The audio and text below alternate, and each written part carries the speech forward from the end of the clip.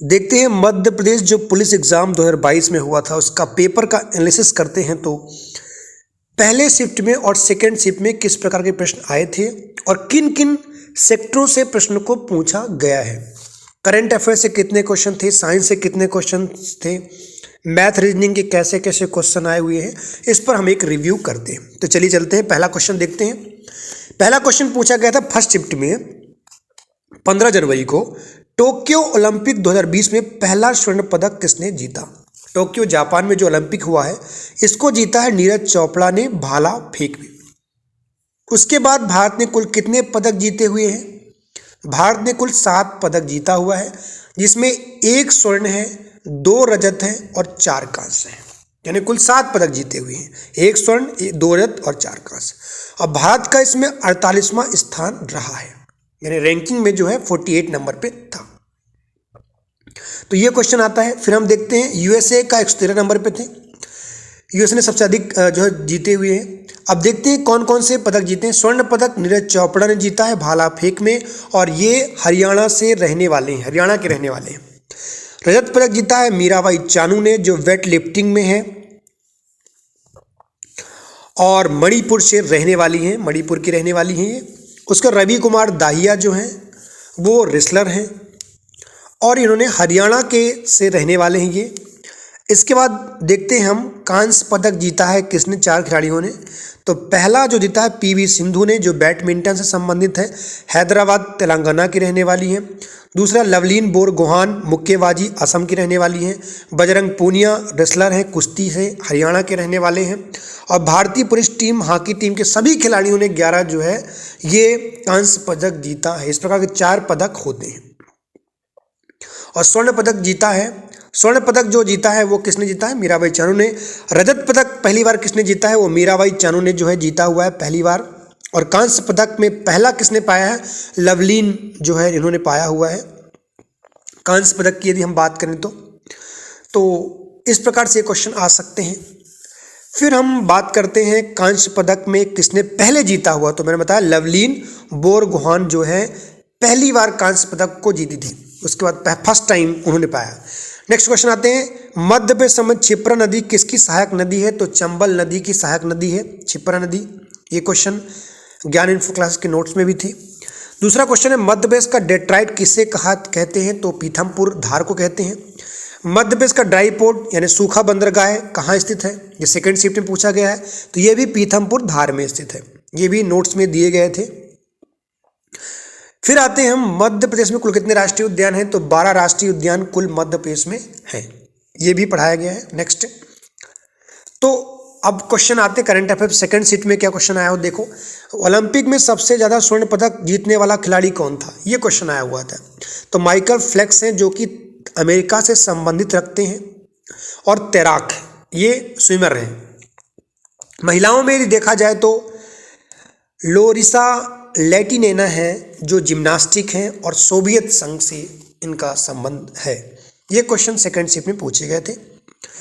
फिर क्वेश्चन नया आता है ना, गिर राष्ट्रीय उद्यान कहाँ पर स्थित है। तो ये गुजरात में स्थित है, जहाँ पर शेरों की लाया गया है। इतिहास से क्वेश्चन पूछा गया, चौरी चौरा कांड के समय भारत के वायसराय कौन थे। तो लॉर्ड रीडिंग थे। चौरी चौरा कांड 1922 में हुआ था, जिसमें 22 पुलिसकर्मियों को चौकी पर आग लगा जला दिया गया था। नेक्स्ट क्वेश्चन, 1942 में भारत छोड़ो आंदोलन के समय भारत के वायसराय लॉर्ड लिनलिथिगो थी, जब भारत छोड़ो आंदोलन चल रहा था। एक क्वेश्चन और पूछा गया थे, बंगाल विभाजन के समय भारत के गवर्नर जनरल लॉर्ड कर्जन थे, 1905 में जब बंगाल का विभाजन किया गया था। तो ये महत्वपूर्ण प्रश्न थे। फिर नेक्स्ट क्वेश्चन की तरफ हम चलते हैं। नेक्स्ट क्वेश्चन की तरफ हम यदि चलते हैं तो महारानी अवंतीबाई लोधी कहाँ की महारानी थी। तो ये फर्स्ट शिफ्ट में पूछा गया क्वेश्चन है। तो ये रामगढ़ की महारानी थी और इनका जन्म स्थान मध्य प्रदेश के सिवनी से है। रेवांचल में मुक्ति आंदोलन की सूत्रधार थी ये अवंतीबाई लोधी। नेक्स्ट क्वेश्चन की ओर चलते हम कि मध्य प्रदेश सूचना प्रौद्योगिकी का संस्थान कहाँ है, इंफॉर्मेशन टेक्नोलॉजी, ये ग्वालियर में है, मध्य प्रदेश के ग्वालियर में है सूचना प्रौद्योगिकी संस्थान। नेक्स्ट, तुलसीदास अकादमी की स्थापना कब हुई। तुलसीदास अकादमी की स्थापना भोपाल है तुलसीदास का, 1887 में इसकी स्थापना की गई थी। तो जितनी भी अकादमी है उनकी स्थापना वर्ष और वो कहाँ है जरूर याद करें। विश्व बौद्धिक संपदा का मुख्यालय कहाँ है? ये विश्व में जिनेवा स्विट्जरलैंड में है। इसके बाद G8 की स्थापना कब हुई? G8 एक संस्थान है जो 8 देशों का समूह होता है। G8 1975 में इसकी स्थापना हुई। इसका मुख्यालय कहीं भी नहीं है और इसमें 8 सदस्य हैं, जिसमें से Germany, Japan, Canada, Italy, Britain, रूस, फ्रांस और अमेरिका, ये 8 जो हैं देश। इसमें भारत बिल्कुल सम्मिलित नहीं है। तो इसको याद कर सकते हैं जीजा, ये याद कर सकते हैं, ट्रिक नीचे दी गई है, आप इसको याद करें। Germany, Japan, Canada, Italy, Britain, रूस, फ्रांस, अमेरिका, सभी विकसित देश हैं। फिर हम बात करते हैं नए क्वेश्चन की तरफ चलते हैं हम। तो इसको हम कैसे याद कर सकते हैं, इसको ट्रिक जो है नीचे दी गई है ताकि आप इसको याद करें। जी से जो क्या होगा, जा से क्या होगा, का से क्या होगा, ई से इटली है, बी से ब्रिटेन है, आर से रूस, पर से फ्रांस, आई से अमेरिका। फिर क्वेश्चन आता है हीरा कौन सी चट्टान में पाया जाता है? तो हीरा किम्बरलाइट चट्टान, कई प्रकार की चट्टानें होती हैं, इसमें किम्बरलाइट में हीरा पाया जाता है। और मध्य प्रदेश में हीरा कटनी जिले में मिलता है, पन्ना में भी मिलता है ये। रैयतवाड़ी व्यवस्था क्या थी? रैयतवाड़ी व्यवस्था कंपनी और किसानों के बीच में समझौता करने के लिए बनाई गई थी। फिर सबसे महत्वपूर्ण क्वेश्चन आता है खेल से संबंधित था, जो कि सेकंड शिफ्ट में पूछा गया था कि क्रिकेट और फुटबॉल और हॉकी में 11 खिलाड़ी होते हैं। क्रिकेट में 90% लोग, सभी लोग जानते हैं कि वे खेलते रहते हैं। तो क्रिकेट, फुटबॉल और हॉकी, इसमें सभी में जो है 11 खिलाड़ी होते हैं। कबड्डी, वाटर पोलो और हैंडबॉल में 7-7 खिलाड़ी होते हैं। बेसबॉल और खो खो में 9 खिलाड़ी होते हैं। बास्केटबॉल में 5, रग्बी फुटबॉल में सबसे अधिक 15 खिलाड़ी होते हैं। वॉलीबॉल में 6 और जिम्नास्टिक में 8। तो कभी भी यदि हम इनको याद करना है तो इसको हम बहुत ही ध्यान से रखते हैं कि सबसे अधिक खिलाड़ी जो है रग्बी फुटबॉल में होते हैं। और उसके बाद आप क्रिकेट, फुटबॉल और हॉकी में आ जाइए। वाटर पोलो, हैंडबॉल में 7-7 खिलाड़ी होते हैं और बेसबॉल और खो खो में 9-9 खिलाड़ी होते हैं। मीठे पानी का सबसे बड़ा स्रोत क्या है? तो ये जानते हो, नदी का स्रोत होता है, इसमें सबसे मीठा पानी होता है। भारत में मीठे पानी की सबसे बड़ी झील बुरल झील जम्मू कश्मीर में है, जो बहुत ही मीठे पानी की झील है। फिर क्वेश्चन आता है नर्मदा नदी के किनारे कौन सा शहर बसा हुआ है? तो ये होशंगाबाद जो है, इसका नाम इसलिए बदलकर नर्मदापुरम कर दिया गया है। फिर क्वेश्चन आता है ताजमहल कहाँ स्थित है? बहुत ही आसान सा सवाल था, सेकंड शिफ्ट में पूछा गया था, आगरा में स्थित है। महाकाल मंदिर कहाँ है? सेकंड शिफ्ट में पूछा गया था। हालांकि इसके ऑप्शन गलत थे, फिर भी इसका ऑप्शन उज्जैन है, भगवान शंकर का स्थान है, महाकालेश्वर के नाम से जाना जाता है। फिर क्वेश्चन आते हैं जामवंत की गुफाएं कहाँ है? रायसेन में, ये भी नोट्स में जो है दिया गया है, ज्ञान इन्फो क्लासेस की नोट्स में। कुतुब मीनार का निर्माण किसने करवाया था और इसको पूरा किसने करवाया? तो कुतुब मीनार का निर्माण जैसा कुतुबुद्दीन ऐबक ने करवाया था, इसी के नाम से ये पड़ा हुआ है और 1193 में शुरू करवाया था। इसको बनवाया बाद में कितने, ये भी आपको ध्यान रखना है। तो ये 1193 में शुरू कराया था। इसके बाद क्वेश्चन हम आते हैं जापान की मुद्रा क्या है? जापान की मुद्रा क्या है? जिस प्रकार भारत की रुपया है, ऐसे सभी जगह की मुद्राएं होती हैं। तो जापान की जो मुद्रा है वो येन है, येन चलता है यहाँ पर।